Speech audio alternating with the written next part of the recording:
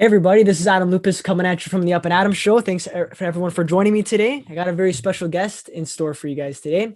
He is a legendary radio and TV broadcasting host. He's also the host on Boom 97.3. Please welcome Stu Jeffries. How are you, man? Very well, Adam. Thank you, and great to be here.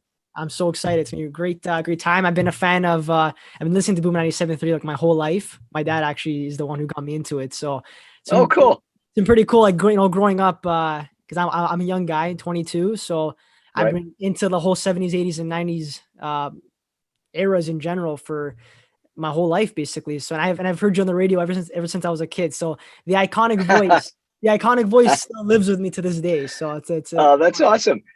I love that you're connected to 70s, 80s, and 90s as well, because I mean, that's my wheelhouse, and obviously I'm biased, but I think that's the greatest generation of music ever, and it influenced so many people beyond that, right? I mean, even late 90s to the 2000s and beyond.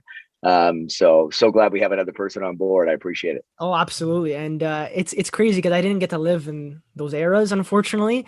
I was born 1999, Right, 1999, so I caught the last year. I caught the last little tail end of it, right?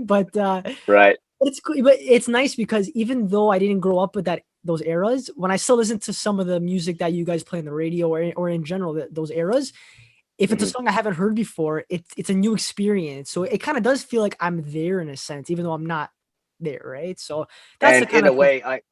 in a way, I'm jealous of that and of you because, I remember, coming up through the ranks in radio when I was working in Regina, Saskatchewan, and a music director there in the early to mid 80s, and bringing in 45s and vinyl into music meetings to talk about what are we going to add this week. And I was part of that process of adding those songs and making those songs, well, not certainly not part of making those songs as big as they were, but making those songs added we could just spread the word. So, and when I discovered them for the first time, it was so exciting and it was so uh, uplifting. And to hear you and people like you discovering them for the first time, like I'm totally jealous because I remember that feeling. It's just like, yeah, man, it's so good. Hopefully I don't run out, man. Imagine one day I Yeah, just go, oh, I yeah. guess I go home. Then what am I gonna do now? That's right. That's right. It's over. Got to go to the new millennium. That's it. I know. Yeah. Oh man. But it's so cool because you're on Boom 97.3 now, but your career didn't start there. And I did a lot of research on you. And actually it's funny, you posted on Instagram, funny enough, when I was doing my research on you, you were the host on Good Rockin Tonight, which was it was like, kind of like what I'm doing, like a talk show kind of thing where you talk about music and Mhm. everything. And that Yeah. was really cool. It ran from like, late 80s, early 90s and stuff. And I want to hear a lot about that because I bet you my younger viewers probably haven't heard of the show because I haven't heard of it. But when I saw it, I was watching a lot of YouTube clips. And first thing I Mhm. have to say is I really love the hairdo you had back then.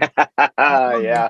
it. I want to say, I used to say that I miss that hair, but I have to tell you that every morning in the shower when I'm getting ready for work and there's no maintenance there, there's no blow You're dryer lucky, going on. man. There's You're no, lucky. it's kind of like, yeah, I'm good with this.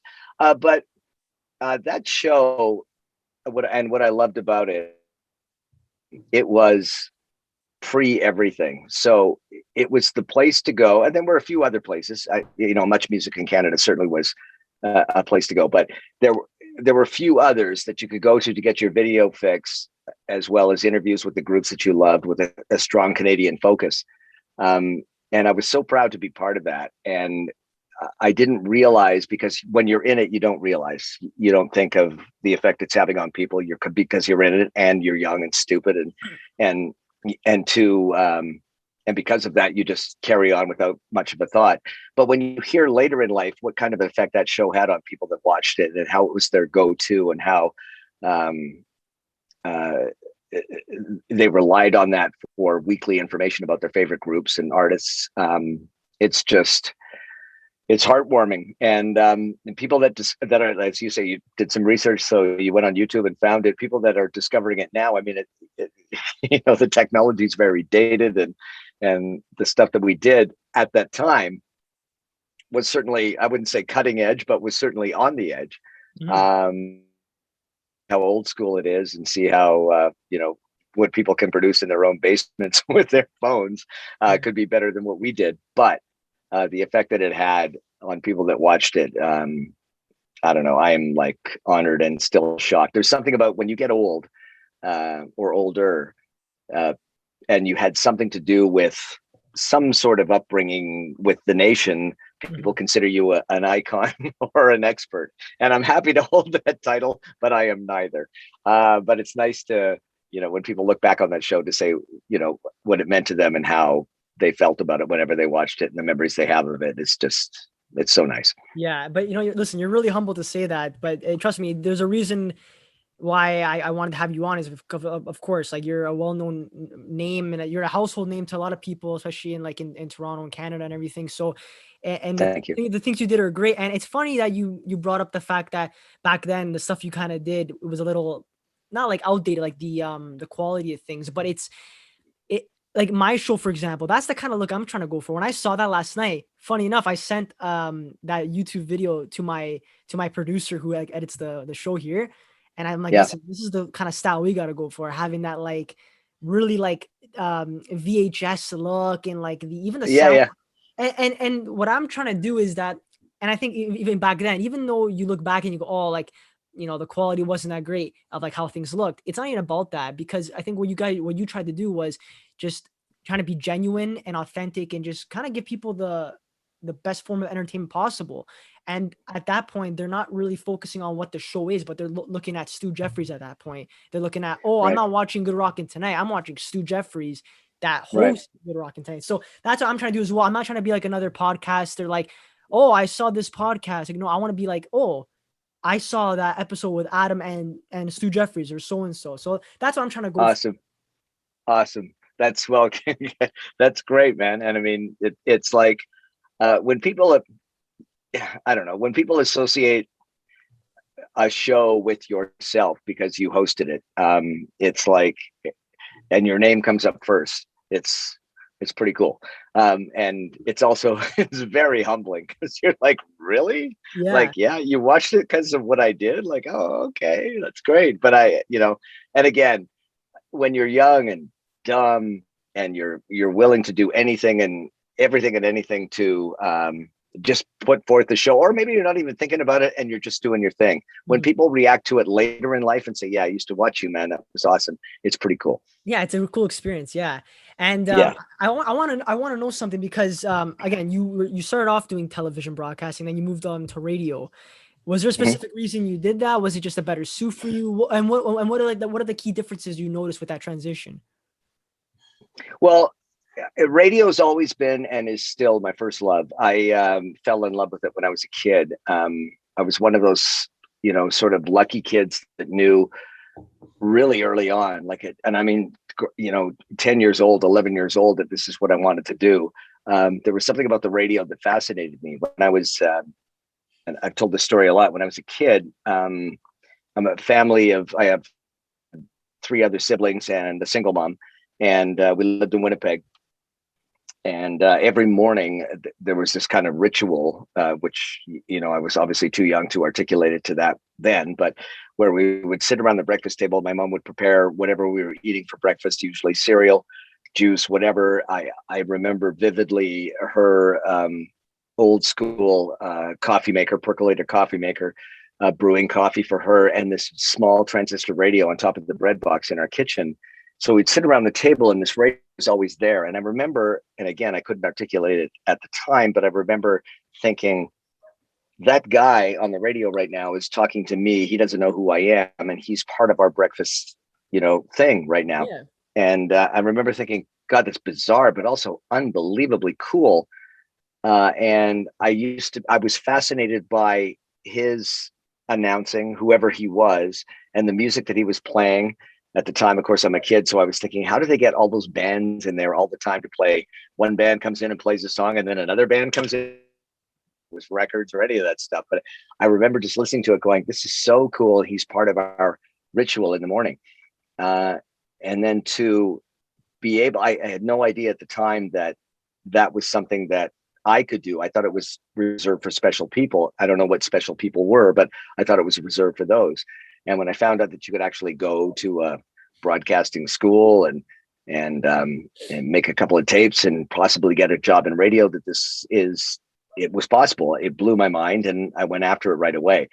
So again, lucky to know at a young point in life that this is what I wanted to do. And then when I got my first job in Yorkton, Saskatchewan, I hung on to it like grim death. Like this was something I would, and I mean, I was terrible, absolutely terrible, and terrible for years. But fortunately, worked with a group of people that, you know, made me better as we went along. And TV just happened to fall into that. TV was, and as influential as Good Rockin Tonite was, and as grateful as I am to CBC for hiring me, it was never part of my plan. My plan was to get to Toronto, to do mornings in Toronto. And then this happened, and it was a random audition that got me the gig. And, you know, before I knew it, I was doing vision on a national scale. And now it's quite funny because I think about, you know, I think about national broadcasting. And it's important, and depending on what the venue is, and it's also everywhere, but it's amazing how anybody can be on screen right now. Anybody, anywhere, anytime can It's be so on screen. accessible. Yeah. Yeah. Pick your venue, pick your app, whatever you want to do, and you're on. And I always go back to a line in The Incredibles, the first Incredibles movie, which I loved, where the villain said, pretty soon everybody will be famous and then nobody will be. And I thought, yeah, that's where we're at now, right? That's literally that's where we're at. Yeah, that's right. Everybody has access to this. And, you know, pretty soon we're all going to be on screen. But I was fortunate to get that gig at the time where that, you know, that wasn't happening. And it propelled me to heights that I could never have dreamed of. But I would say at the end of the day that although I loved on television and I love TV, radio is still my favorite. It's just, yeah, it's just one and done. There's no, okay, that was great, let's do it again. It's like, no, man, you're doing it, you're live. Yeah, I don't think it will never change. So it's been 41 years now that I've been in radio, and you know, I'm in for another 20 at least. I love this. I love it. It's I don't know. There's the connection you make, and I always bring it back to when I was the kid listening to the radio station at my. I am connecting with people that I don't know and making a change or having an effect on their lives, and that's awesome. That's so inspiring too, because you know, when I was younger, I've always had a love for being on screen or like doing things like that. I recently just got an acting agent as well, so I'm trying to like see what I can do with all that stuff. I think COVID's really put my mind in a different perspective, like what I really want to do with my life. So, but it's funny, but in high school and when I went to college for a bit, I wanted to study radio broadcasting. And I remember telling my dad when I was in high school, I was like, Dad, like we should turn the garage into like a radio station, you know? And I can like that's my boy. host the morning, and like, you know, and then I was thinking to myself, how am I gonna do that though, right? So, you know, instead of that, I just became a barber, which I mean, they don't even correlate at that point, but I'm still talking to people, right? So yeah, exactly. And it's sort of, and these days, I mean, you can, I mean, you know, as well as, you know, anybody, that it doesn't take much to get a setup, and you can be broadcasting in no time. And let me tell you something, if I was you back then and I had access to all this equipment and all, oh God, I would have had the most kick-ass radio station going. I would be, you know, on air 24/7 and spreading the word. And I love that there are so many opportunities for that for people now, because there weren't any back then. You sort of had to commit yourself and a lot of dollars to broadcasting school, and you know, and sort of take your chances and roll the dice once the school was over. And with all due respect, there are some schools that are great, and then there are some that are just all about making the money and or taking your money, and, you know, good luck wherever you get to. But yeah, I don't know. Tech today, and it's another jealousy thing coming out. Tech today, I'm so jealous of tech today, because if I had it, man, back then, it's a whole different ball game. Yeah. Yeah, yeah, man. Show after show after show. But as it stood, you did your. I always bring this out whenever I'm talking. This is my This is on a reel to reel. This is my audition that I did at the National Institute of Broadcasting in Winnipeg in 1979. Oh It was on a wow. reel to reel, and I made 10 copies of this. It cost at the time it seemed like thousands of dollars, but it wasn't. And I sent them out to 10 radio stations in very small markets, and I got rejected from all 10 of them. But No way. I hold this with, oh yeah, because it was awful.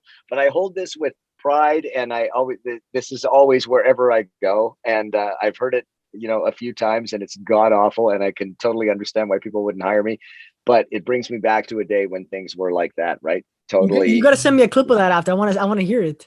Oh yeah, I'd love to. Yeah, you'll hear it and you'll go, who the hell is this? But it's awesome. That's so cool. You know what's crazy though? You say that like you're jealous of now how it's like how everything's there's so much tech and everything, right? But I look at you and I'm jealous of like people like you, like my dad, who got to live in those times. Because even when you posted that picture of you hosting Good Rockin' Tonight, right? And you said like, oh, I think that your caption was like, if I did this now, I'd be torn to shreds by like the internet, right? Yeah. It's because I think, and again, I could be wrong because I didn't live in that generation, but back then it was much more simpler times, like people say. But not even just simple. It was just, I think back then you were able just to express yourself in a different way. Now, I think it's not even people think that people attack you for doing things, but I think now it's just people want a certain thing out of somebody. For example, you mentioned everyone's getting famous now, right? Like even from TikTok and stuff. Some people may post a TikTok that's so like dumb and doesn't even make sense, but that's what people want to see. And sometimes like I do my show, which I try to bring so much value to people and be myself. And I'll be honest with you, it probably won't get to amazing heights, but I'm okay with that because I know that I'm chasing my dream no matter what. But at the same time, I know that I'm doing it for myself, not because I want to become famous, right? So that's the difference. Back then, you did it out of authenticity, and people actually like that because people like the good things back then. So I think is that I guess right or right? Yeah. But having said that, I think that I don't think anything has changed generation after generation after generation in that people don't like change. I took over for a host that had been doing it for a year and a half, Terry David Mulligan. He and I are still friends, and he's a good dude. But when I took over, the producer of the show wouldn't even let me see some of the letters, and these were handwritten letters that people wrote in at the time. There's no email, no texting, any of that stuff, which is, again, I am so grateful to have been in that generation of communication because it's so old school, but it's awesome. It's awesome. Yeah. He wouldn't let me see the letters. And then, after the show was over, he showed them to me, and he didn't let me see them because obviously he needs his host to be of sound mind and feeling good about himself. And they were nasty. People were not happy with the change and who is this jerk? And seeing them years later, I kind of laugh at it now. And now, of course, I'm subject to it all of the time on a daily basis, doing a morning show in Toronto. People text all the time. It doesn't matter what you say. People have something negative to say about it. I'm not surprised. Yeah. And said people need to do that. They need to get it out. But then it took a while for the letter to be written, to be delivered, to be mailed for you receiving it. And what I loved is what I thought was, I wonder how many people started writing and then thought, nah, you know what? It's not worth the effort. I don't like him. The long process. Yes, exactly. That's right. And I don't like him. So why? But now, if I don't like you, it's pretty easy for me to text, hey, this guy's a jerk, or whatever. Yeah. And not realize the effect that has on you and the effect that has on, the community that you're trying to reach. Don't care. There are people that have access to that sort of stuff right now that shouldn't have access, in my opinion, but they do. And, you move on. But then I love the idea that, if you were in the typical Canadian fashion, if you were to write a tersely worded letter, you would get halfway through the tersely worded letter and go, yeah, it's okay. Yeah. I'm really not that mad anymore. It's taken a lot of effort to get this far. I'm good. We're too nice of a species, of a culture. Yeah. Oh man, we're always saying sorry. Yeah, but if you say something, if I'm watching your podcast and I hear you say something, I can immediately reply, immediately, and you will get your feelings immediately. You know what I mean? It's such a dangerous thing, and not everybody should have access to it. And I don't mean that in a censorship way. I just mean there are some people that just want to be mad all the time and are not happy with their own lives and want to make everybody else's life miserable. And those are the people that shouldn't have access to the keyboard at that particular time. Work out your stuff, and then let's talk. Like, why are you mad at me? And why did what I say made you call me a name? Like, why? I don't understand that. You know what? You don't know me, and I Yeah. don't know you. You know what's to it. The way I think about it is that, like, even if you were to like try to like understand why these people do that stuff, you'll never understand it, because it's like no, they have their own things that they go through, and they don't even. It's not even worth it, because at the end of the day, you can try so hard to make everybody try to like you, but you're always gonna have that one person. No. Yeah, you're always gonna have that one person, or someone's always gonna say something. So that's why, like, even with, again, going back to my show, I always like to bring on my show, because I think it's not, to sound as humble as I can, it's a good representation that it's different than what everyone else is doing, right? Like, trust me, when I first started this, a lot of people were messaging me like, Adam, why are you making it retro? Like, what are you, a dad? Like this, that. Or like, oh, Adam, it's so outdated, this, that. And it's like, I don't really care. This is who I am. I can't hide it. If I were to make and isn't it funny that people will find the weirdest things to sort of call you out on?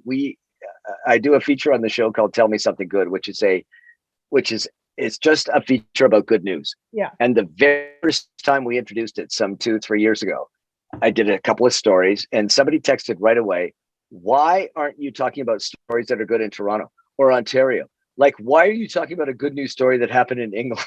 And I thought, here's where we're at right now. I'm doing a feature called Tell Me Something Good. It's a good news feature, and you still have found a problem with that. I know. Like that. It's like, okay, I give up. Like, I don't know. I know, you can say anything. You could say, like, oh my God, it was funny. My friend, he posted on his Instagram story. It was like a poll. He goes, no, it was a poll. He goes, I hate mayonnaise. Do you guys like mayonnaise? It was so random, right? And like, someone called him out on it.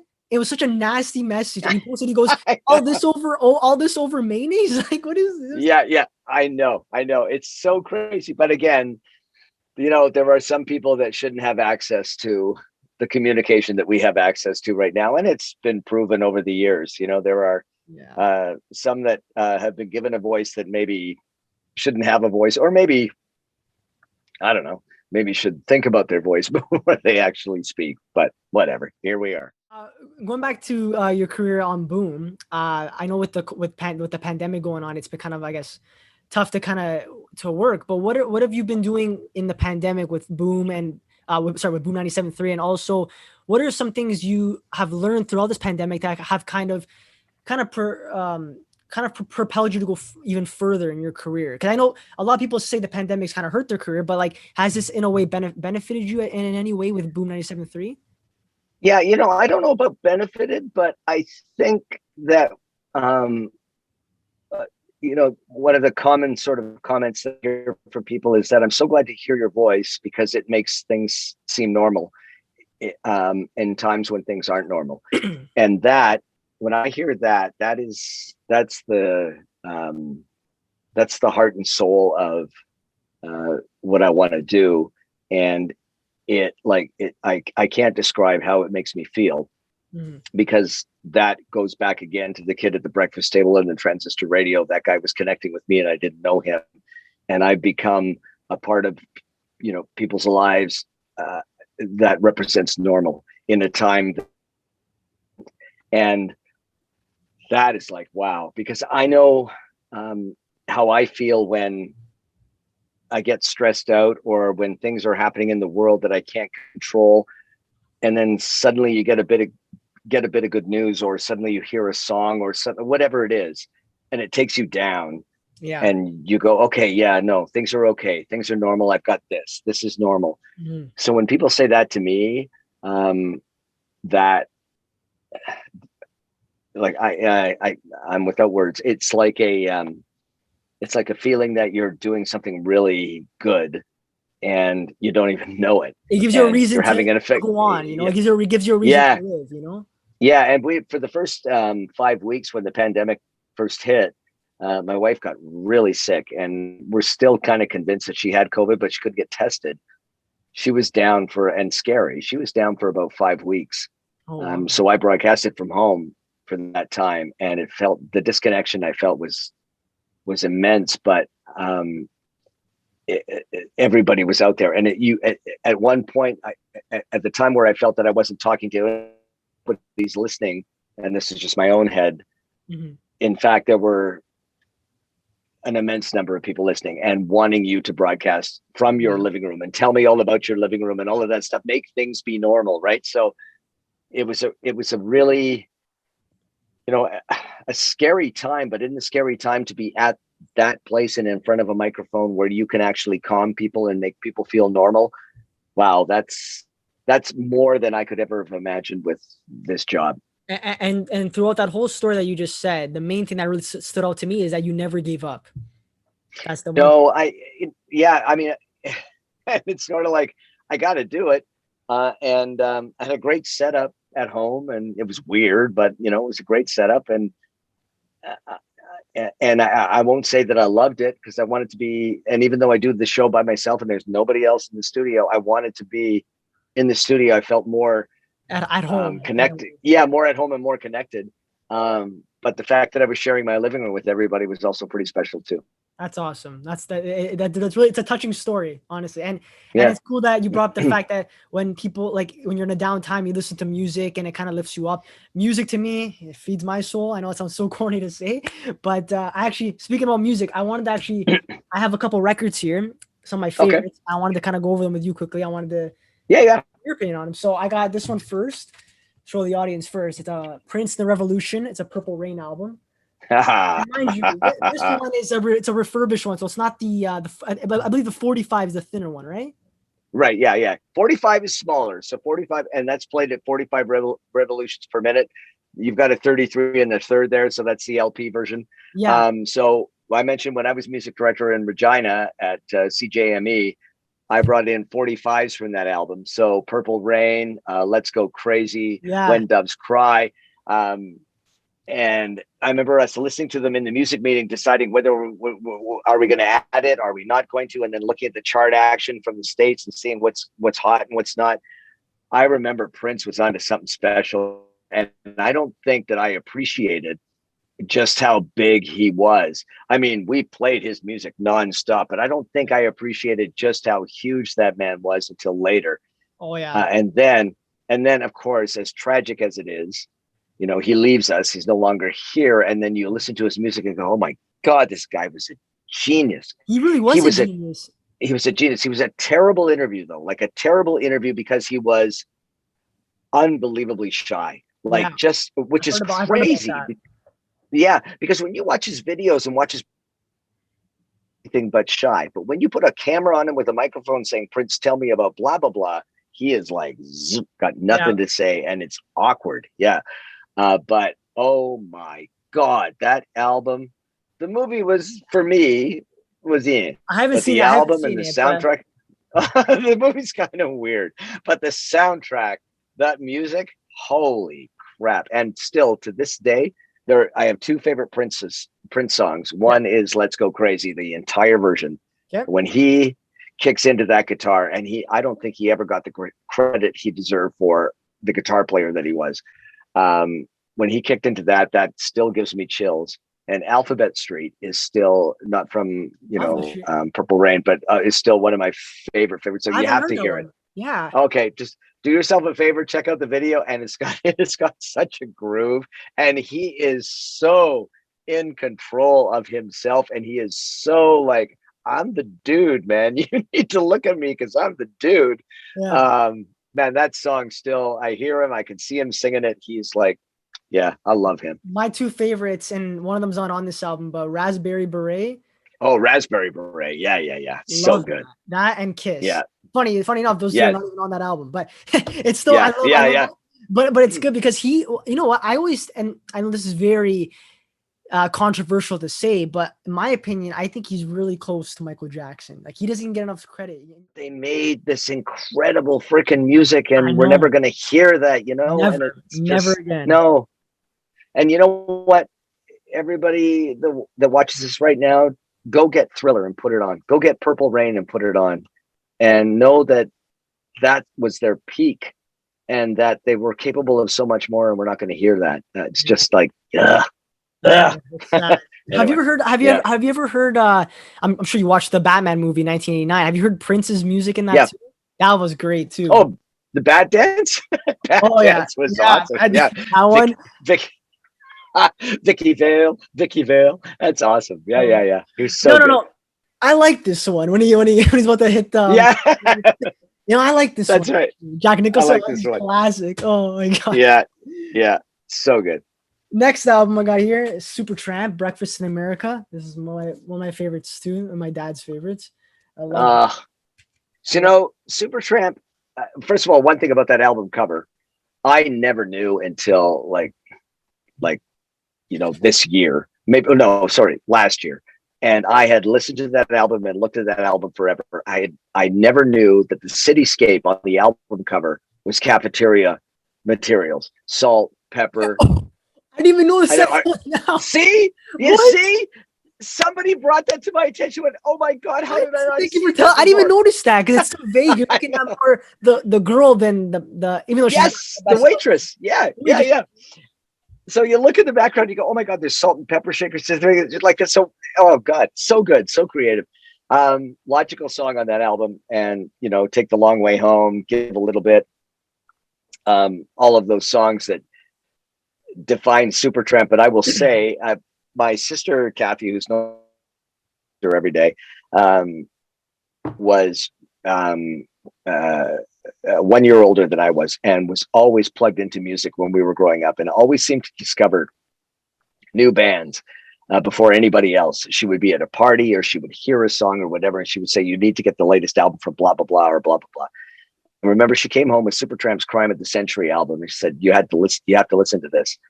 And it had Bloody Well Right on it, and School, and Asylum, and I remember listening to it and falling in love with it, and then sort of following Supertramp's career.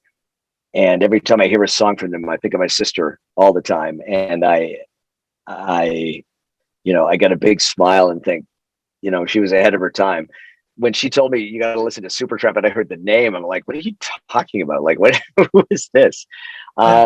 And they have a song that is it's not from that album, but it is one of my all-time favorites. It's from Even in the Quietest Moments album, and it's called From Now On. And Okay. It's basically a bookend to Take the Long Way Home. And that's just in my opinion. I've never talked to Roger Hodgson, so I don't know if that's, the design of that song, but there was something so romantic and so beautiful about it that every time I hear it, gives me like a big smile, and I think of my sister. So love that band. That's awesome. Nice. That's a good story. It's nice how music, it brings a lot of memories to people. That's why music's so special to Yeah. people. You know what I mean? This album, it's by the band New Radicals. This one I wanted to see if you would actually know, because it's only one song that I think you guys play on the radio. You get You Get What You Give. Yeah. The classic. But you know what? I got this album because I heard that, obviously You Get What You Give's a classic, but I'm like, I want to see what this other band did, because they good song. And when I listened to the whole album, they have some good music, and they only made one album, unfortunately, but they're freaking talented, man.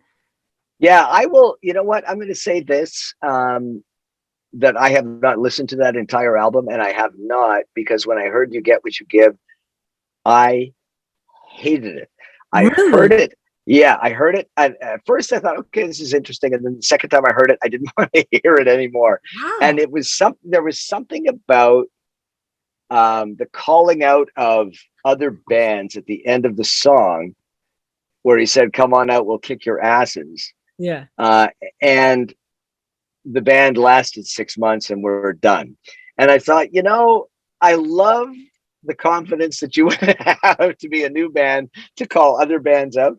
But you know what? Maybe hang around for a bit before you shoot off. I know before you do it. Yeah, before you shoot off your mouth.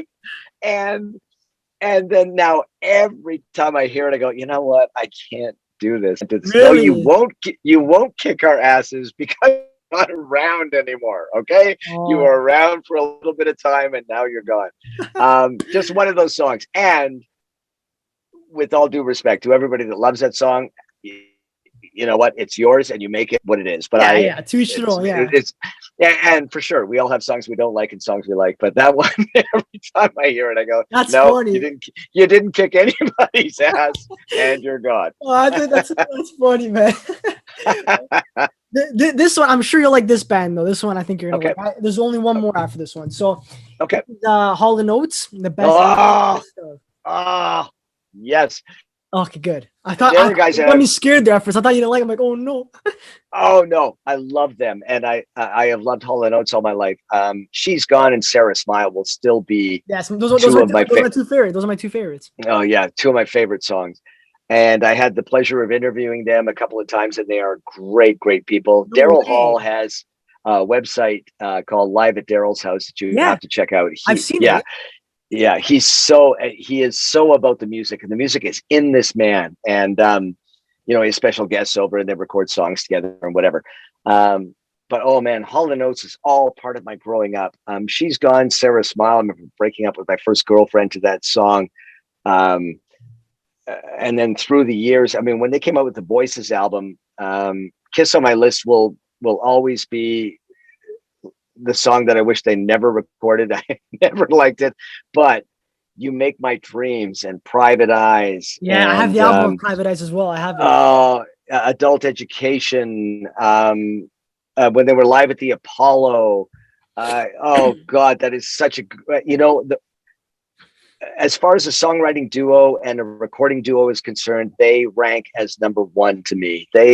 Simon and Garfunkel are certainly up there as well. But how about Tears for Fears? Hall & Oates, Tears for Fears, yeah, absolutely. You know, they had that sort of 85 to 91 sort of thing. You know, Hall & Oates, I think, have gone over the stuff.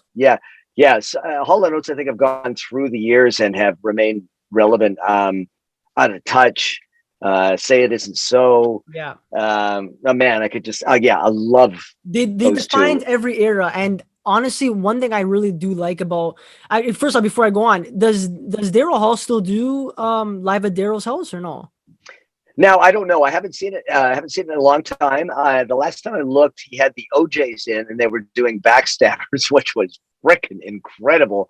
Wow. And there is a thing that I recommend everybody go see, just to see how talented professional musicians are, and that is just Google or YouTube Live at Daryl's House Footloose. He has Kenny Loggins in studio. Yes, and Kenny's standing there saying, "Here's how we start." And he goes to the drummer. He says, "I want to," and the drummer's like, "Yeah, I got you," and plays it. And then he says, "You know, and you need to come in on the 16th measure with a bang, and everybody's nodding like, yeah." For a person that doesn't play an instrument, I'm like, oh my God, are they going to do this? And then it comes together, and it's so perfect. Masterpiece. I know. Oh, it's a masterpiece. And so it makes you appreciate just, again, the professionalism of musicians and just how good they are and how they don't give it a second thought. What do you want? Okay, I can give you that day, you know, and, you know, if somebody were at I haven't got the foggiest idea, dude. So yeah, cool. So Hall & Oates, yeah, love Hall & Oates. One more thing I want to say about too, Daryl Hall, something that really stands out. Obviously, John Oates is really talented as well, but Daryl Hall I like because there was a cover he did of what's the song called? It was You've Lost That Love and Feeling? No, one second. I have it on my phone. 1 second. It was a cover they did, and I forgot who the original guy who sung it. When I say the name, you'll know. And here it is. Me and Mrs. Jones.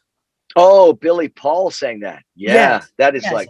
And obviously, like, that's a more soulful R&B for that, you know, for the like African American community, right? How they kind of started that type of thing. He was, and I read a lot of comments on YouTube and stuff, that Daryl Hall was able to emulate that and was the only guy to really nail it, you know, to really get into that type of genre of music, which was a lot of time for the white community they didn't really touch that because it wasn't their forte, right? So I really respected him for doing that because he was able to, so creative, right? And so talented. Sure. And they performed at the Apollo Theater too and recorded an album there. And I remember Daryl saying, "We're getting a really psychedelic feeling up on stage here right now." And it's like the Apollo Theater was the place where Black performers went, you know, and if you're a so-called blue-eyed soul group, it's sort of like you gotta You better make your mark. Yeah, And and they man, they did. And you know what? Me and Mrs. Jones. Oh God, I love that song.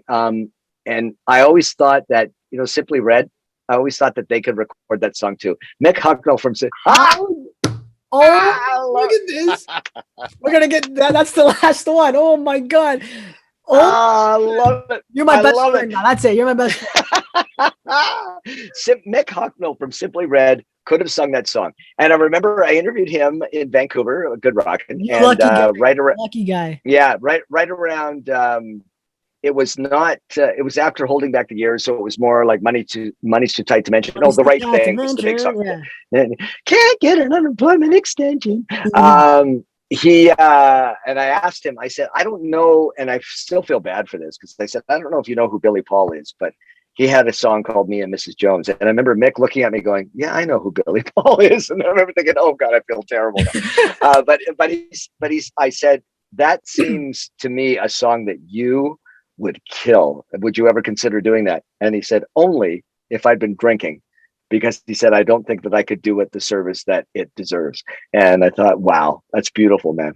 That's cool. And that song, Me and Mrs. Jones, oh, it's like so Billy. Oh, it's so soulful. Hey, like Billy Paul is just, he's telling you the story. He's telling you the story and he's singing it to you. And you're like, just, okay, give it to me, Billy. Give it to me. Like, it's so it's good. so nice. Yeah. But I can't believe that you brought up Simply Red. And it's funny that I'm not sure which is your favorite album, but this is my favorite album. Okay. It's called. Okay. So which one? Okay. I'm sure the audience as well at home. Yeah. Songs on that one because I'm trying to familiarize myself with that. So I'll play it like 10 seconds of one that was on it. This is my favorite song of all time, I think. Pretty much all time. And it has a familiar beat from Hall & Oates. I'm going to let you guess the song. Okay. I can't go for that. Yeah, and then listen to the chorus. Wait, one sec. The chorus is good.